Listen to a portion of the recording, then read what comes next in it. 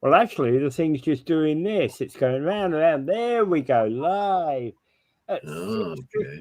6:59. This is Talking Niagara this morning. Hey, good morning, everyone. And I actually mentioned everyone this morning, so there we go.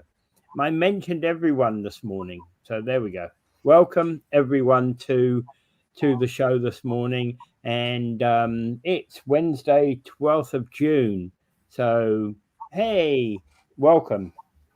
All right, how is it going, Dave? Not bad, not bad. My condo, we're getting all new windows here. So New they're tearing out the windows. old ones, putting the new ones in. And Yeah. how much is that going to cost you?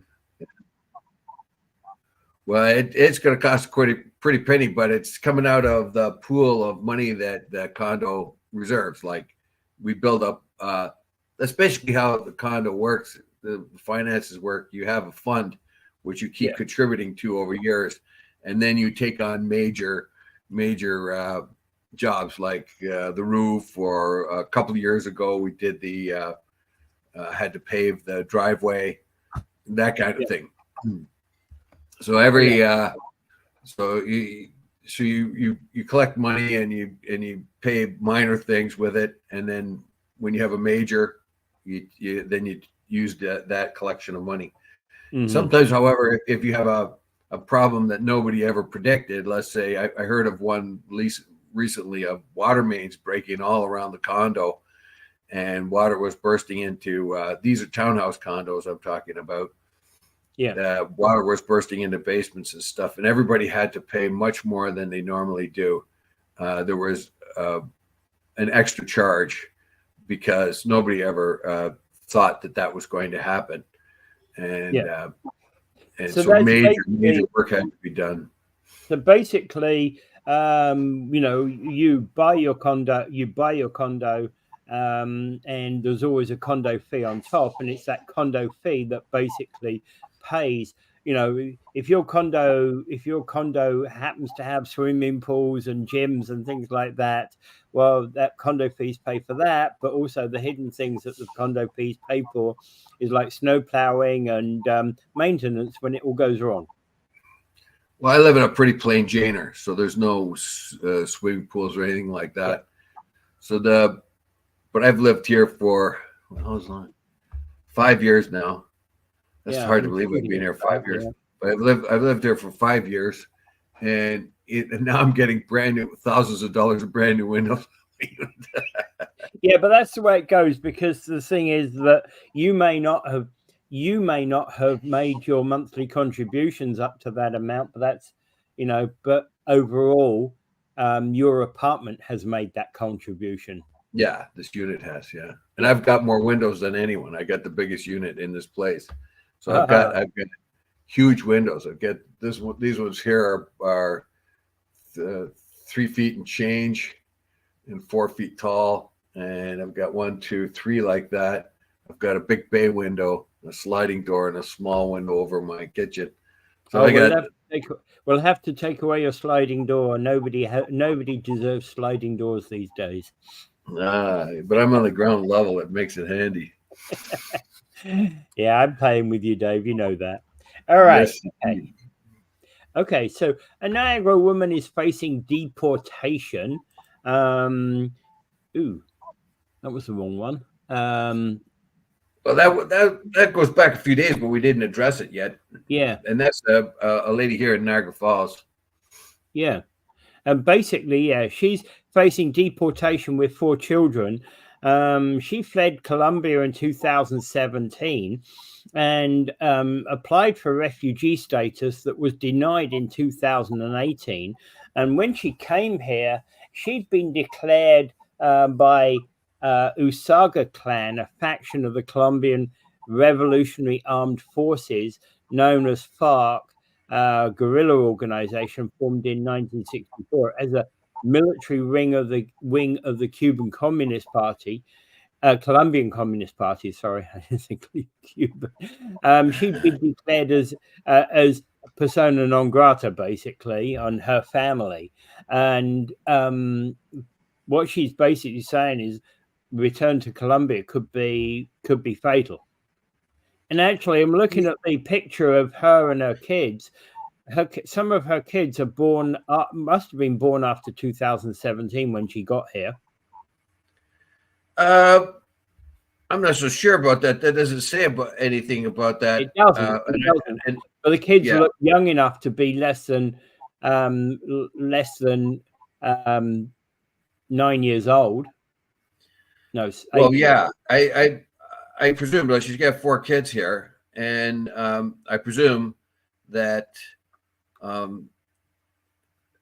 that a couple of them are Canadian citizens. I think if you're, but I don't know what the law is here in the United States. If a kid is born in the U.S., he or she is automatically a U.S. citizen. Yeah. I don't know if that law pertains in Canada or not. Yeah.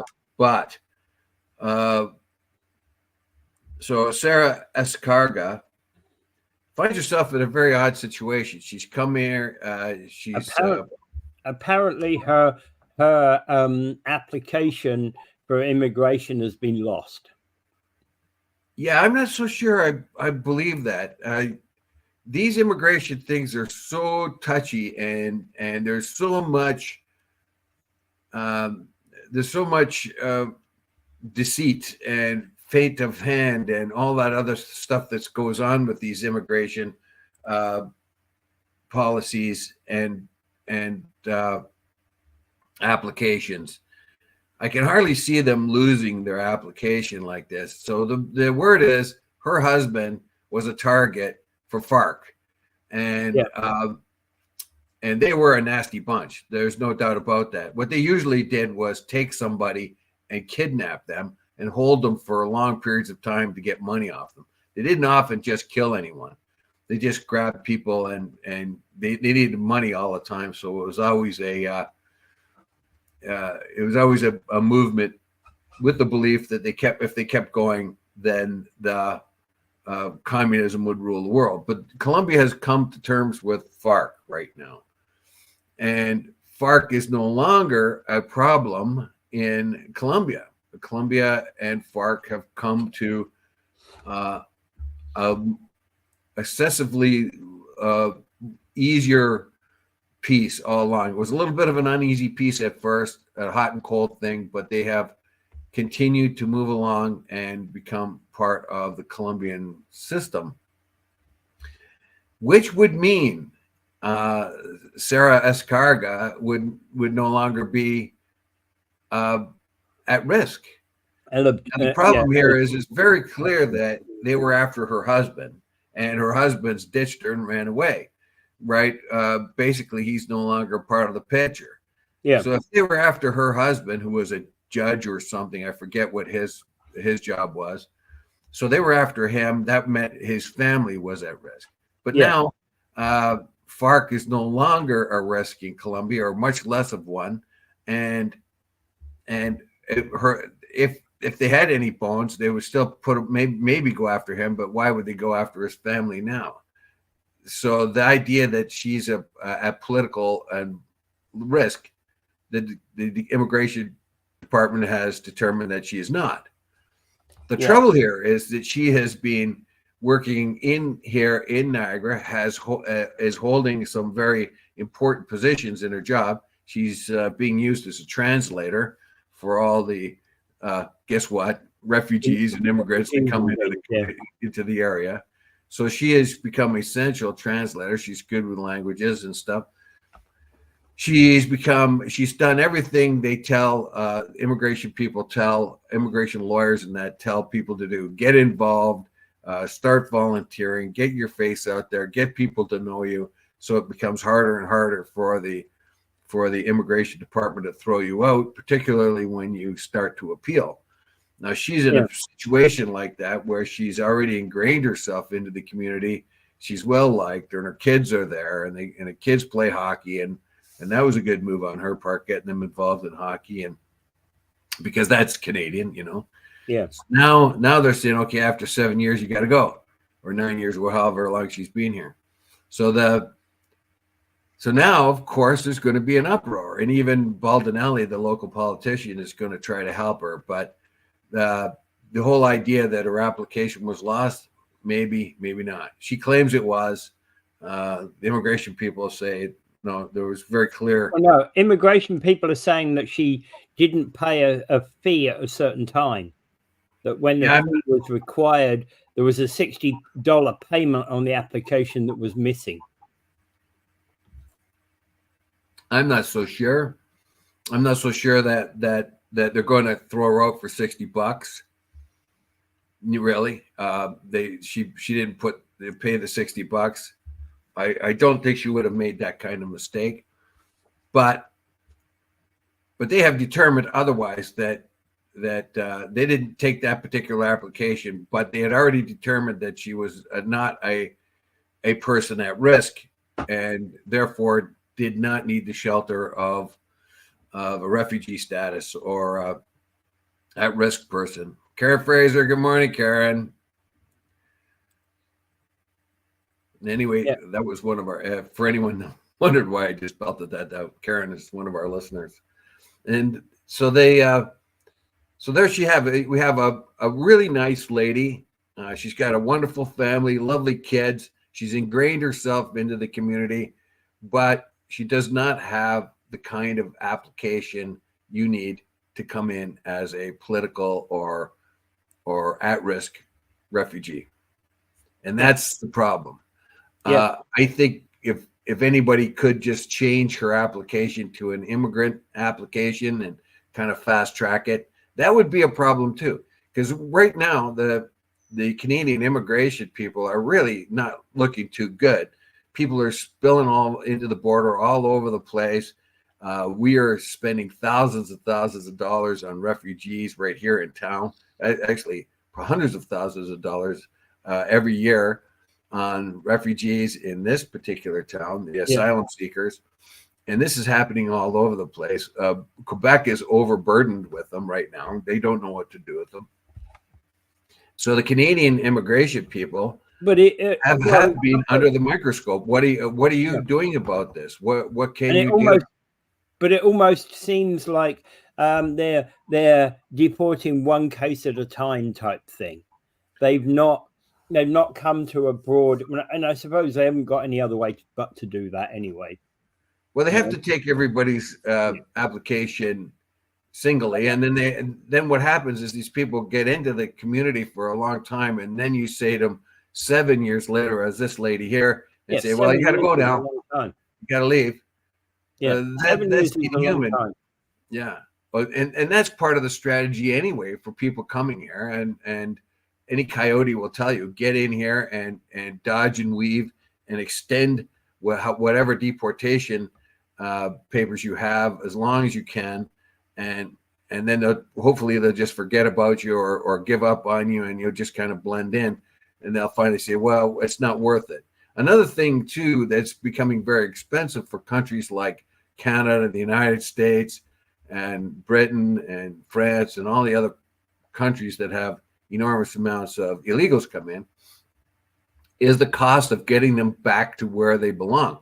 That's from the homeland. That's the obligation under the, I believe it's the obligation. That's what we do, but I believe it's the obligation of it is of the refugee status. So what you do is you pack up a plane back to Colombia, or you put them all back on in this particular case, Sarah's case, you put them back on a plane to Colombia. Yeah. And that costs the taxpayer a whole lot of money. Yeah. And you imagine that hundreds of times over every month. Yeah, exactly. All right. Okay, so moving on, Book Riot, basically the last week's record book-breaking Birchway Book Riot means that they've got extra 5 spaces for women, so their shelter is moving from 40 safe beds to 45 for the entire year. And this is according to Amanda Bryant, who's the Director of Development and Stewardship at Birchway Niagara. I would just like to say finally on that last bit, if you've got a person like this who's a hard worker, who snuck into the country illegally, basically, but it was her husband that was the one at risk, and she's done what she can. She's got a nice family, and she's got a good job and all that. I don't want to say you should be making exceptions, but if you had to make one, that's perfect. Yeah, I know. Like, I know. she's a self-sustaining person. Yeah. Yeah. She's not a burden to the taxpayer. Anyway, the book Riot. That's good news, isn't it? They got 114,000 114,000 last year, and they shattered that record with 160,000 in sales this year. And by the way, this is Canada's largest used book sale. Is it really? Canada's? Yeah. Well, look at the picture. Do you see any guys there? No, you don't. It's a sea of women. Yeah, it's a sea of women. I have been there on a couple of occasions. I meant to go this year. Did you wear your dress? Were you cross-dressing at the time? No. Oh, okay. I just want to get that out, just in case. I have too. I can't lie. I've been to the book Riot, but not for a long time. Yeah, and it was on my mind to go this year. I just clean forgot on Saturday. Clean forgot all about it. And Saturday, ironically, was the one day I probably could have gone. Well, look at this thirst for knowledge and entertainment. Masses of people looking through these books. Well, I've got lots to give them next year. I've got scads and scads. Well, I have already in past years. I've had lots and lots of books go out. But anyway, the Niagara community is showing in a big way for the last week's record-breaking Birchway Riot, which means the domestic violence shelter will have 5 more beds. This is, of course, the what formerly called the Woman's Place, and it's just an aside. You can't call it a Woman's Place now because women's places are now places for trans men or trans women, and so that confusion when you put up Woman's Place on your searches, you're going to get, or you were when they changed the name of this, a lot of stuff dealing with trans women. So I think they were forced to change their name. And that's why I couldn't figure out why that was until he started doing searches a year or two ago. And you get a lot of these. Women's Place was an organization set up particularly in Britain for trans women. Okay. All right. So I just wanted to say, report on that. It's a fantastic result. Also, moving on, Pride on the Park was also another one. They continued on this year. They behind fences this year, but they continued on in St. Catharines in Montebello Park last weekend. Yeah, it's very sad they have to fence it off. Yeah. But it was also understandable because of these so-called threats again on the trans side of it. Well, you're going to get some. Well, you could think of the Pride as a very, very exclusive type of people. There's not that many people that belong to Pride. At the very most, would be about 5% of the population, and of course the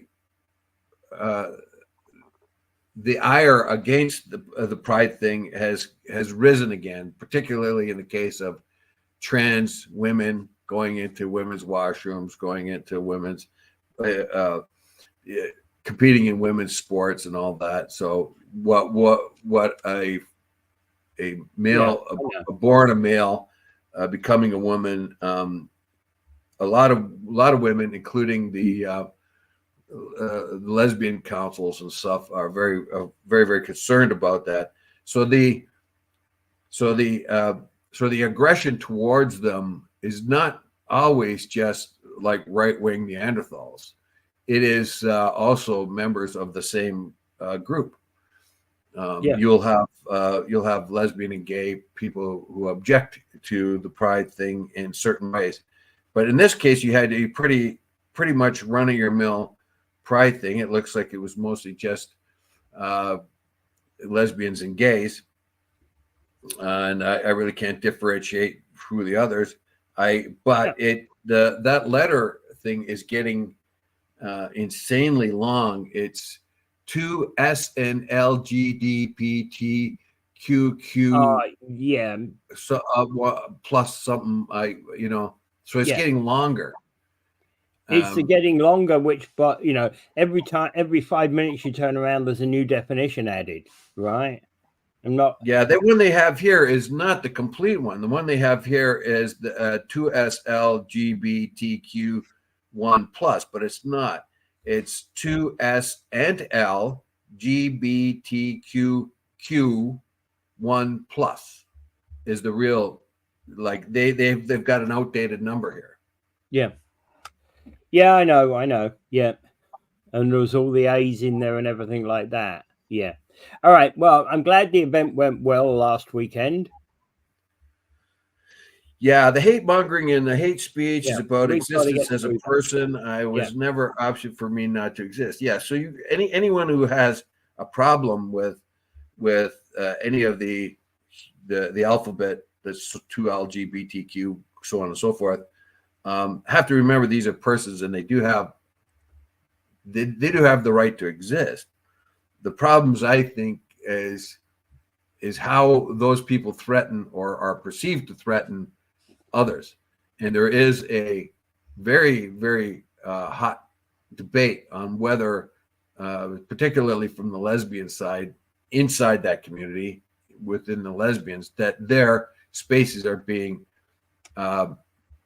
corrupted and interfered with, and their legitimacy as biological women, albeit gay women, is being challenged by the trans community. So it's very complicated when you get into it.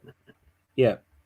All right. And a couple of days ago, we talked about Kathleen Stock, who is a gay feminist, award-winning gay feminist, who was forced off of her job as a professor, I think professor of philosophy in one of the big universities in the UK, because she objected to trans women cutting into the realm. Yeah, I know. And it's not as straightforward. It's not as straightforward as saying it's bigoted people. There are people in the LGBT community that don't like it. Yes, absolutely. All right, let's move on.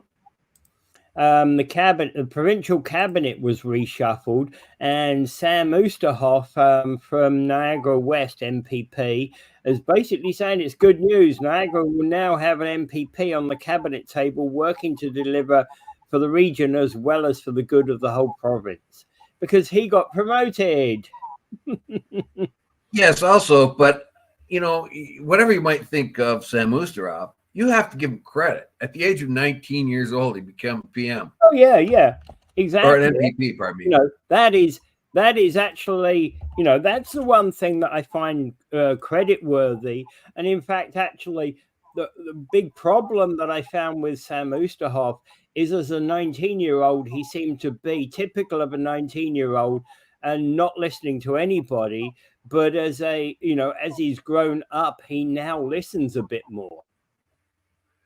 Yeah, and well, of course he's learned. He's remember his community is very, very limited. I don't think he's come outside of his community too often. That's probably the reason why his community has elected him. But now he's got to learn how to deal with his community and how to fit that into the big wide world. At the age of 19, no matter what, he beat out, for his position, a well-established conservative already, and he got that job and he got elected. Now, of course, he's all excited and he says, well, this is good for Niagara. And it is. It is good to have someone in the region with a cabinet post. However. So he's the Associate Minister of Energy and Energy Intensive Industries, right? That's what his job is. That's right. Yeah, that's his job. And before this, I think he was an assistant, to Lecce? Was he assistant to Lecce? I believe so, something like that, yeah. but now he's got a portfolio of his own. Yeah, now that is good for us, but No, he's here we actually go. he works with Energy Minister Lecce. Okay, that's what Yeah. he did. What he is doing now. Yeah, Lecce is now Lecce is the Minister of Energy, with him being the Associate Minister of Energy Intensive Industry. So he's about industry, all right? So Lecce is now the new energy minister. And remember, he was shuffled a few months ago from education. Yeah, and he'd had that post for 5 years, which is a pretty long stretch for that particular post. Yeah. And he is one of the Lecce's one of the rising stars of the party. So he may inherit the throne from Ford somewhere down the line. But right now, I like to talk about the hypocrisy of all this. Back when Ford and the Conservatives were the opposition party, and Kathleen Wynne of the Liberal Party expanded the cabinet to 27 people, Ford complained vehemently and said that it was way too much. It's too much government. Yeah. And he promised the electorate, this is before he won the first time, that he would reduce the size of the cabinet from 27 down to 16. But now it's 30. Suddenly it's 36. 36? I thought it was 36. Okay, 36. Okay. I thought it was 30. I thought I read 33 somewhere. Yeah, now it's 36. So he's got 9 more. He's got 9 more than Wynne when he said he was going to have 9 less. How many times have I seen this happen? Right? This always happens. Yeah. And it surprises me when you look at our prime minister as well. His cabinet's like 40 strong or something. Yeah, and the prime minister of Canada, and he has to make sure that half of them are women, and that kind of thing. Even though, what about 30% of the parliament or his side of the parliament, that kind of thing. But in this particular case, I mean, they just lie. Like we make fun of Trudeau when he first came in 2015, saying he's going to have to increase the deficit, but the deficit will pay for itself. Remember that? Yeah, we're going to go 5 years and the deficit will pay itself. And that was a $10 billion deficit. And right now it's like hundreds of billions of dollars. Well, it never did pay for itself. It couldn't pay for itself, but he just downright lied. Yeah. And then of course, when pressed on this, he just says, well, our debt to GDP ratio is better than anyone else's. So it's just a lie game. And I think Ford's done the same thing here. Well, no, actually, what I was going to say about Ford is it's easy to say when you're in opposition, oh, we've got too thick a government, too many cabinet posts, because they're not helping you out, right? Because they're not the people who are helping you do your job as premier, because you're not premier yet, right? So when you become premier and you're saying, hey, we need to trim down on my jobs, and somebody turns around and says, okay, so who's going to be the associate minister, who's going to be the minister in charge of heavy, energy intensive industries? Oh, I hadn't thought about that one. I think Ford is probably setting himself up for a possible election. Yeah, but they're also taking a break. They're taking a really long break, a 19-week break. First of all, he's given everybody a big pay raise. So he's given his tightest group of guys a big pay raise by making a bunch more of them ministers. Because once you're a minister, you get a lot more money. Yeah. So what he's done now is he's made a bunch more of his closest allies richer, but he's also put in place ministers all over the province, because that's a typical tactic, according to this article. It's a typical tactic when you're about to have an election. What you want is prominent members of your party spread out across the province that gives certain MPs a better look when it comes to election time. You want them become elected, so what you do is you give them a title, and it makes them more prominent against whoever is going to run against them. And another thing is that is what one of the things that the article says. But another that is, of course, it keeps pointing out the hypocrisy here when he said he was going to reduce the number of cabinet members from 27 to 16, but raised it from 27 to 36. And he has pushed the Toronto City Hall from reducing their members, their elected officials, from 47 to 25, and has told Niagara region there's way too many politicians down here. But then how is he going to be able to say that to us now when we could turn around and say, well, look at your cabinet, it's huge. Yeah. You know, so yeah. So those are all good points. And now go ahead. The question is, it's easy to say, hey, we've got an over bloated government, we've got too much bureaucracy, and probably those statements are undoubtedly true. Yes, we've got an over bloated government, and we get too much bureaucracy as well. But how do you actually physically cut it? That's a different question. You know, you cut the bureaucracy, you're cutting jobs. I'm not so sure. You're not. Well, the bureaucracy. The problem with the bureaucracy is it's too many jobs and too slow and too heavy. What you want to do is cut the bureaucracy so things become more streamlined. And now you're going to have a certain amount of bureaucracy, obviously. But the biggest complaint, particularly with the federal government, is that the Trudeau has hired on about 140 or 150,000 more bureaucrats, basically, or people that work for the government. And the complaint or the objection to that is it slows things down. Yeah. And of course, one of those things that has come up in recent years is how slow a mine takes to be approved by the federal government.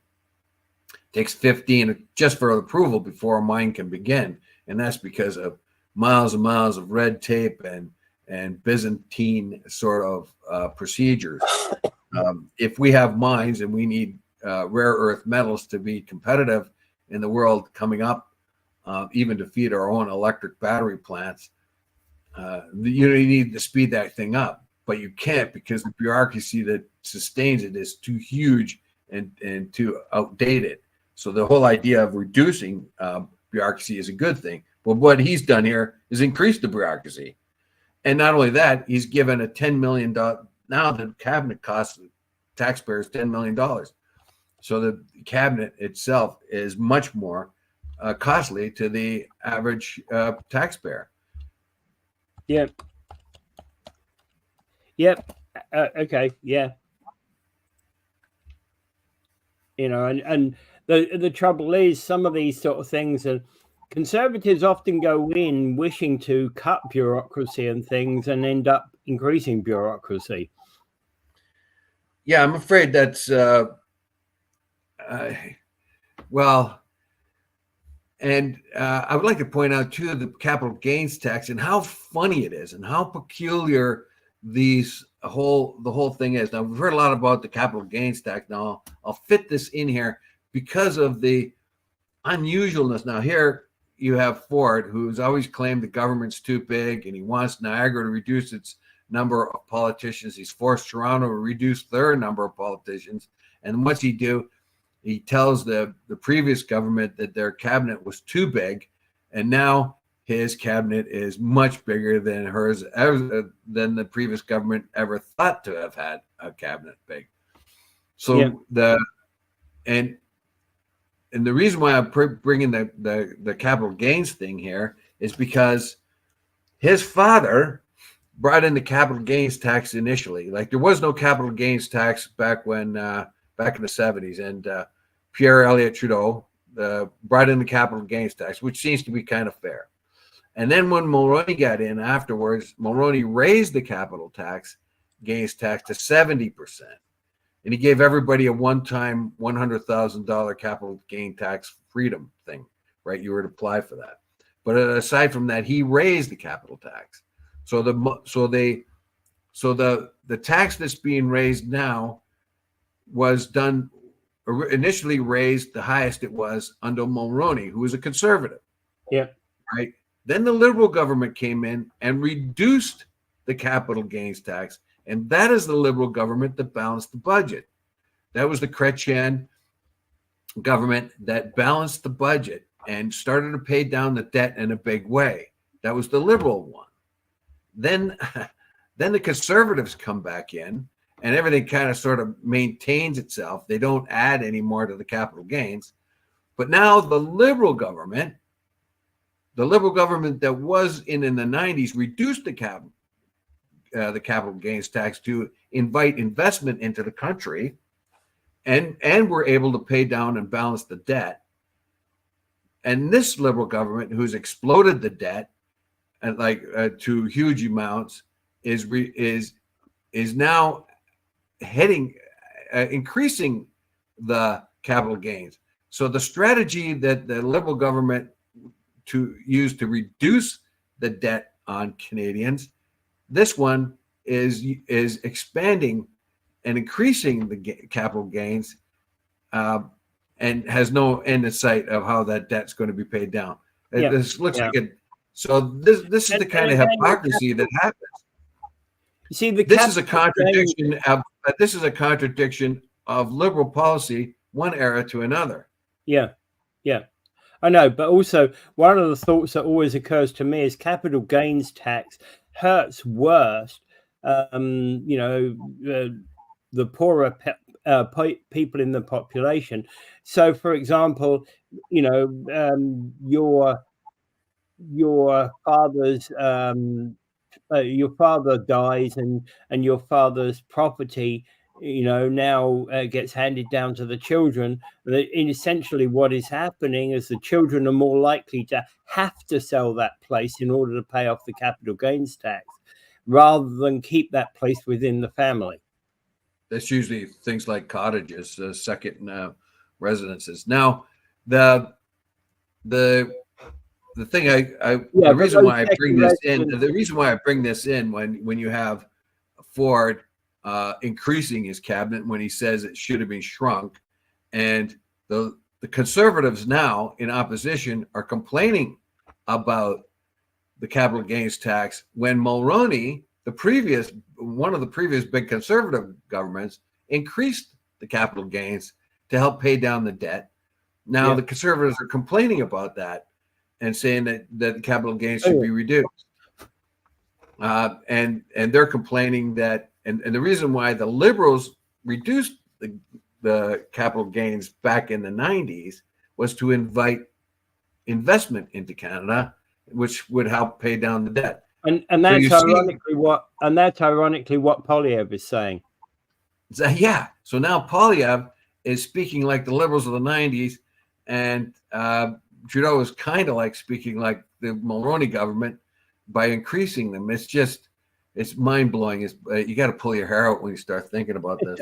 But if you get back to Ford here, Ford seems to be, I don't know, he's this could be a blunder, but it really does look like he's setting up for an early election, or at least setting up the cards in case he has to. Yeah. Okay. One item we should note is, as you predicted, the border strike was averted.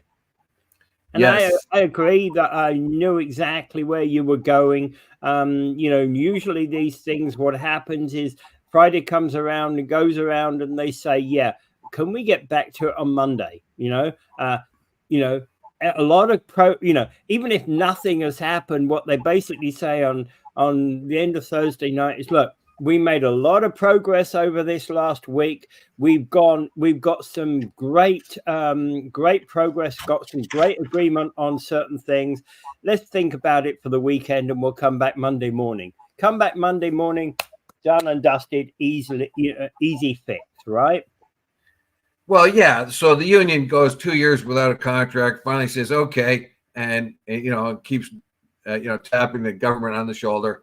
It's 2 years now. We haven't had a contract. We need a contract. We need a contract. Oh yeah, we'll get you. We'll get you.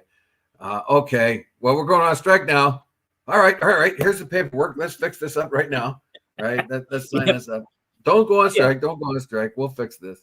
Well, there you go. That's why you And have to have a union. And the point being is those negotiations, those mediation that went on was absolute necessity, but really should have been driven out. The solution should have been driven out a lot earlier. Shouldn't have Yeah, been. you would think so. It shouldn't have been going to 11:59 at midnight. A few seconds to midnight or beyond midnight, right? And and of course they picked their time. They're not dumb. They know this is a particular time that would be very awkward for the government if the border slowed down and it affected particularly tourism in this area, and particularly our trade. Our trade's not doing well. Our country is one of the least productive in the world right now. And all these things, you don't want to exacerbate any of that. Yeah. And so, and you look how long did the Seaway strike take? Didn't take long either, did it? Yeah. When they walked off the job for a little while, but it didn't take long before they fixed that up. That was done and dusted in 2 weeks, wasn't it? I think it was just about 2 weeks. Yeah. And they picked their time too, because it was just before the canal was going to be opened up and so on. Yeah. So they, or it was already open, but so it was open. It was only just open. Yeah. It was just open. It had opened at the end of March last year, and that was when they had the strike. Yeah. All right. Yeah, well, but that got cleaned up pretty quick. So these things can be done. These things can be done. But unfortunately, that is why you have to have a union, because that's your strength. You can slow and shut things down. Pay us what our worth. Like negotiate. If you don't want to, we do have a weapon we can use. It's called a strike. Yeah. Okay. So Niagara Region economist is saying that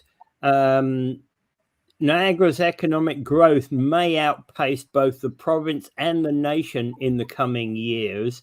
And earlier this month, Blake Landry, the economic research and analysis manager for Niagara Region, delivered in his forecast. And I'm going to go on an aside from here. Thank you, Niagara Independent. Economic research and analysis manager for Niagara Region, properly capitalized. Now, nouns have, you've used the language correctly. You've capitalized the job title, which is the correct way to do it. Thank you. Okay, so he delivered his forecast for the coming months and years to regional councillors, and he projected a period of slow but steady growth, in which wages would rise and business startups would increase, and working towards gradually easing of the affordability crisis. He also foresees a return to lower interest rates, although getting there will require patience on the part of individuals and businesses. So essentially, so don't expect that to turn around soon, is what he's saying. Yeah, the article's a bit of a contradiction, though, because it starts out, Niagara economic growth may outpace province. So it sounds like it's really bullish, doesn't it?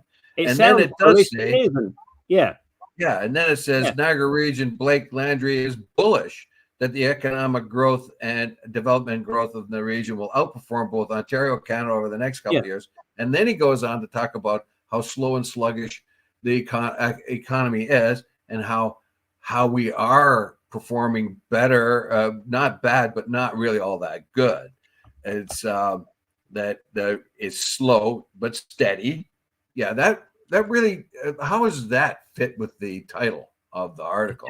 That is steady, slow but steady. Well, You know, Does okay, that mean that Canada and Ontario are completely super bad?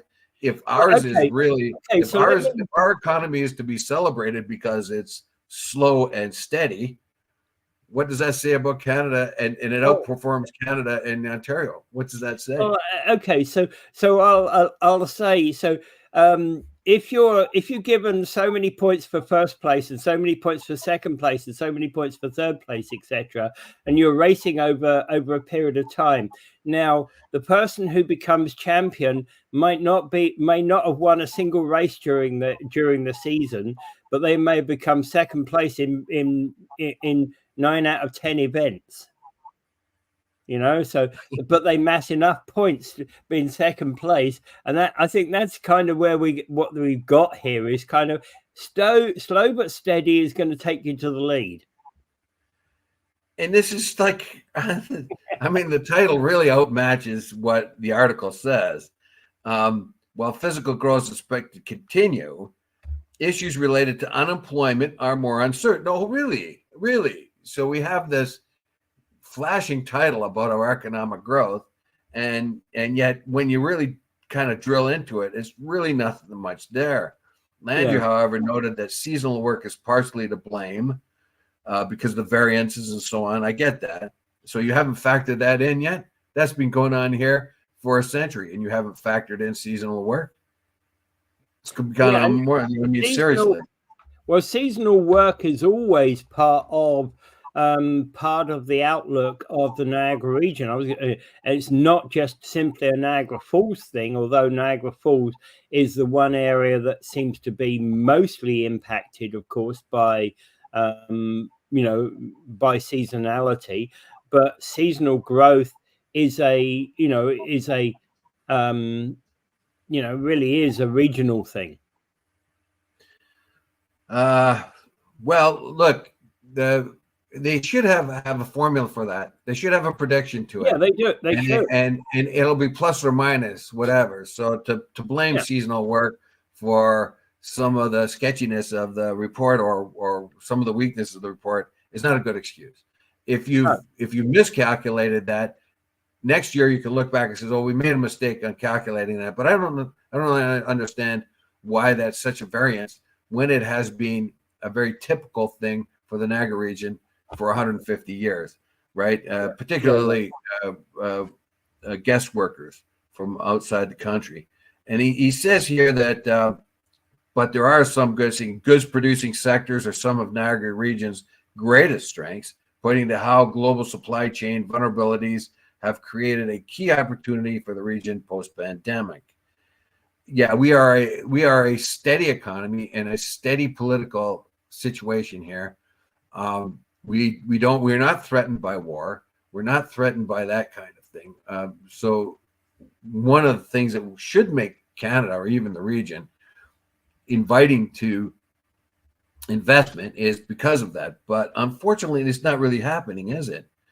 One of the most unsettling trends is a 22%, 269 million basically, decrease in residential construction building investment is being observed since the end of 2023. Here we are in a situation where we need more houses, but we have a massive decrease in investment in the area. And in fact, actually, let's do in terms of that. That's actually we can just look at some of the things that have been, some of the projects that we've got around here. How many of those projects have actually started? The 77th floor tower. Sorry, Jim. Your legacy is that it isn't going to get built. The Niagara 77. That isn't even started. The block behind Dairy Queen on Stanley and Ferry area, they dug a pit and that's it. Well, to give you an idea, there's a block of condos across the street from me just being built. Yeah. And they're brand new. And they were supposed to be on sale a year ago, more than a year ago. They're supposed to go on sale in April 2023. And they just had their first open house last weekend. Yeah. There you go. Are they they've been sitting on that land for a long, long time, and they finally built there. And I'm telling you, they're all basically everybody that's working there are new Canadians. I'm not, and somebody that went to the open house to look around in there told me that the workmanship is not exactly all that good. So, and yet their prices have come down. That was one good thing, because originally their prices were matched the real estate boom that was a couple of years ago. So their prices have come down somewhat, but they're still overpriced when you really look at it. At least for a guy like me who can see how things are built and we not feel comfortable in a place that's not built properly. So basically, what you're saying to me is that whilst there's these new condo units, essentially when you move in, if you buy one of said units, you're going to be going around replacing the taps, replacing your kitchen work surfaces, etc., etc. Maybe. I remember somebody whose apartment buildings that were turned into condos, and their whole kitchen cabinets fell off the walls on them. Yeah, that kind of thing. So, yeah. But in the end, and I just kind of hate economic reports like this, because it starts off like a big, we're doing wonderful, and then when you start reading it, it says we're not doing that well at all, and we're kind of plodding along. It could be worse, but it's not great. And then in the end, he says, with all of this being said, Landry is bullish that the economic development and growth of the region could outform both Ontario and Canada, which we have just determined is not that great. The economic I was just going to say, is not doing this right now. Yeah, but he's talking in percentage points. So maybe, hey, if you can manage to get the region up to 1 or 2 extra percentage points, maybe it will be outperform both Ontario and Canada. But you're talking about here economic growth that's actually not happening. This is like we can win the race between the tortoise and the turtle. Yeah. The tortoise being Canada and the turtle being Ontario. Oh yeah, okay. Yeah, we've got a 3-toed sloth that can beat them because it's got a longer reach. So yeah, and that's a problem of it, because in fact, actually, the truth of the matter is our economy is not doing that great either anywhere, right? No, it's not. I hope the agricultural sector does well, and I always think of the guest workers that come in, which is very essential to the economies of like Central America and the Caribbean nations, to have that agricultural produce money going down there. We can't supply the jobs because farmers go broke if they do. They have to compete. Remember, our farmers have to compete with the huge agricultural areas in the United States that largely use illegals, so they don't have to pay them real money a lot, and so we don't do that. So good for us. We don't do that. We pay them well and send them home, but we do have to compete with places like California that use a lot of illegals and keep the price down. So anyway, that was just an aside, but that is a funny article. And it is. It looks like, oh, good, we're going to have a great year. And then when you look at it, the whole article doesn't try to disguise the fact that we're not in really that great shape. Okay. Yeah. Okay. And then let's move on to another one.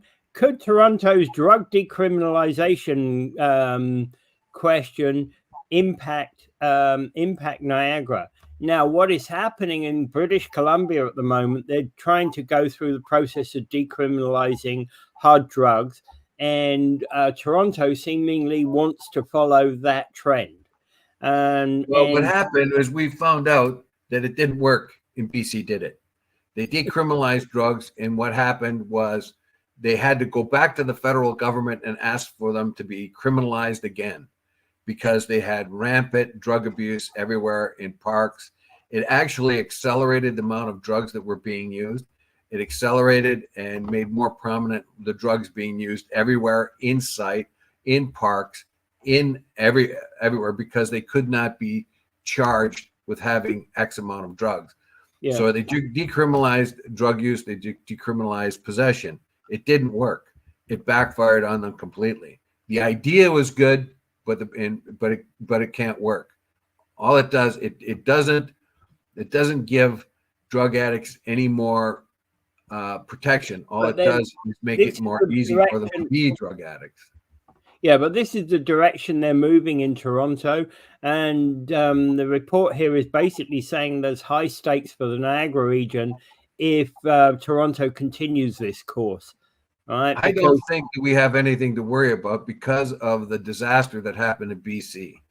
And the federal government had to recriminalize, the BC government had to ask the feds to recriminalize. They asked them to decriminalize it, and then they had to ask them to recriminalize it. And that was the NDP. You can't get any farther left than that. So in our country anyway. So they and they're well, as far left as a party that's going to be a governing party anyway. So they couldn't handle it. It backfired. So I think Olivia Chow can see that this is going to happen in Toronto too. It's a wonderful idea. Let's decriminalize it, take the stigmatism off of addiction. But what happens is what addicts are is different. These policies are written by people who are not addicts, people who use the kind of a logic of a non-addict. You cannot use that logic when you talk about people who are addicted to drugs. It's like saying to an alcoholic, "Here, come here. It's okay to drink in public. Here you go. Here's a bottle. Go to the park, drink. Because you're an alcoholic, you shouldn't be stigmatized." and it doesn't work. Well, we're getting some it of doesn't these. help that alcoholic one bit. All it does is help the alcoholic become more of an alcoholic. Yeah, and we're getting some of these things wrong. And basically, drugs have been a big problem in Western society for too long. Well, and it's going to continue because we have an incredible appetite for them. And when we try to be kind and deal with, and I used to be part of this to decriminalize it, but I have since learned many things. And when you start to think, you think as a person that's not addicted, does not need drugs. They do not think. People in that situation do not think the way other people think. The logic of the non-addict who's trying to be kind to the addict does not work. It's very much like mental illness. You cannot talk to somebody who has mental illness in a logical way because they're mentally ill. And if you make addiction more easy for someone, you're going to have more addicts. More roads bring more cars, more drugs bring more addicts, and create them. Again, Dave, remember, regional council voted 16-13 to call on the federal government to look at decriminalizing possession of hard drugs back in 2020. So our regional council has followed suit to some extent. Well, I don't blame them to look at things like that because, as I said, until you have a little bit of experience with addiction and mental health and stuff like that. Well, we have a full-blown mental health crisis on our hands right now. Homelessness and mental health and addiction crisis is all rolled into one really right now. And the state of our economy is reflective of that, isn't it? Yeah. The problem is like Ford sees this coming and he's not going to go for it. He's not going to help them. No, I don't think he is. And the health minister, Sylvia Jones, the Solicitor General, Kersner, issued a statement, Toronto politicians saying, under no circumstances will our government ever support your request. Well, it was a terrible failure in BC. Absolute failure. They had to switch it as fast as they could. And because it took over a week, people were freaking out because it took so long to recriminalize them. So, but this here, like we think of St. Catharines as kind of a lot of crime more in St. Catharines. Well, one of the reasons is attributed to a safe injection site that's in St. Catharines. They got a bunch of safe injection sites, which I kind of agree with. But if you have a safe injection site, you're going to attract more addicts. If you attract more addicts, you attract more crime. Well, And but you see, you concentrate the still mental got, illnesses in certain areas. if you were to talk to Angela Brown, she can show you where the shooting galleries are in St. Catharines. Yes, you may have a safe location, but that doesn't stop the illegal shoot-ups happening. You took the words right out of my mouth. There's shooting galleries all over St. Catharines. Yeah. One of them was running around the library. Yeah, I mean, you have kids going to the library, and there's needles in the grass going up to the library. Yeah, that's the biggest shooting gallery there is. So you have a safe injection site, and what happened is, so what you do is you have a safe injection site, and what does that mean? Well, you can hang around with other addicts and find out where you can buy the stuff easier because it's there. Those people who are at the safe injection site do not have to worry about cops. So you can go there and you talk about and make deals to get drugs, and then you can take them and do them anywhere you want. Obviously, they're not always using the safe injection site. In fact, probably not nearly as much. But the safe injection site will make it very easy for people to get drugs and communicate where to get drugs. Yeah. And as I said before, well-meaning politicians and well-meaning people who think they're going to decriminalize something like this are not doing anybody a favor. It's like giving an alcohol more booze. You know, it's not going to work. There has to be another situation. You still have to make it illegal and perhaps make a new law that forces people into rehabilitation or something. You see, that actually is the one thing that bothers me the most, is that at the moment we make it illegal. We also accommodate the fact that we've got this this epidemic on our hands, and we kind of shut our eyes and we kind of wish it will go away. But of course, it isn't going to go away, unless we do something about it. And I think rehabilitation is an important step. And, and unfortunately, it's going to cost money, right, to really rehabilitate some of these people. But rehabilitation also is useless unless we have jobs, unless it's linked somehow to increasing prospects of employment. I'm not saying here that there should be a chain from rehabilitation into a job somewhere. Not saying that at all. But I'm saying that people will reoffend, will go back to the drug if there's not better job prospects. What we have here is we have an economy that's declining, a middle class that is under a whole lot of stress. The taxes are going up on the middle class. The middle class aren't getting raises. They're not. They can't afford houses, and all the expectations that normally you have in middle class. They're under assault. And what you have is a very expensive homeless. Homeless people are expensive. Treating addicted people is expensive. Mental health is expensive. All these populations, the homeless, the addicted, the mental health, are non-productive elements of our society that consume our resources. Pretty soon, you're not going to have a whole lot of sympathy for these people. When addicted people or homeless or mental health people are around your community, and your own community has economic problems, as we've just looked at the last article, and Canada's production rate is around 1.7, the lowest in the G7, and you say you're going to have homeless, addiction, and mental health, and you're going to allow addicted people to have decriminalized drugs, which will increase, which is proved in BC, which only increases the problem. That costs a lot of money. And when people see how kind of money these people are, and I use that in a general way, not despairingly, but people that fall into these categories are costing us a lot of money, and more all the time. How much sympathy will you get moving forward. And that's the real problem. If we don't find a real solution for this, or something to ebb the tide of addiction and mental health and homelessness, we are going to have a reaction against people like this. You're going to have people throwing stones at them, sticks. In Brazil, they were killing vagrants. They were getting, the businesses were hiring mercenary type thugs to beat up these people and drive them off the streets.